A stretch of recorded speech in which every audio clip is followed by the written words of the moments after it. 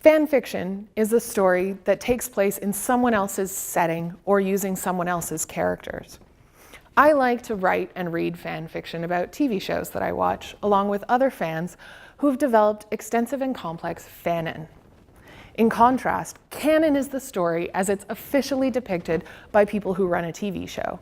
Fanon is the story that fans believe is true, whether or not that's even addressed in the original story.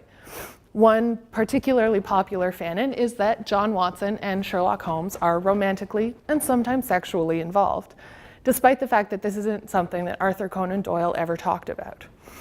So in my dissertation, I immerse myself in groups of fans like those for Sherlock Holmes in order to show how fans negotiate between different fanons and different canons, and how they claim authority for their own interpretations, whether or not those interpretations are valued by the original showrunners. So it shouldn't be surprising that showrunners do actually want to attract fans who make stuff like fan fiction, because fans who make stuff buy stuff, and showrunners like it when people buy stuff. What is surprising, though, is how these showrunners go about explicitly inviting the engagement of these fans. One of the ways they do this is by performing the position of fans and fan fiction writers themselves.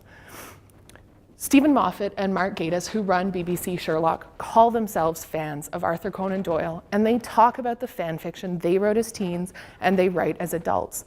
They do this because it gives them an edge. They already have authority as showrunners with very impressive resumes, but by calling themselves fans, they get the added authority of being people who have extensive knowledge about the original stories. So they have written fan fiction. They've taken someone else's characters and dropped them into a new setting. So now Sherlock has a smartphone and his partner is a blogger. So this means that their interpretation is only as valid as any other fan's interpretation, right? They're all just fanons for Arthur Conan Doyle. Well, not quite. As older, affluent white men, Mark Gatiss and Stephen Moffat get to be called geniuses, and their work gets to be called canon, whereas other fans, and we're generally women of various ages, races, and sexualities, well, we get to be called crazy, delusional, and obsessed. So we have to acknowledge the importance of canon because it informs all of our interactions. But we don't have to acknowledge canon as a bearer of truth. Canon on its own tells us that only certain people are allowed to write the official story, and only certain people deserve to be a part of it.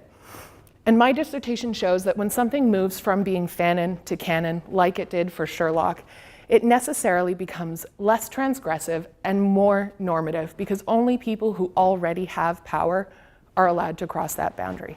Thank you.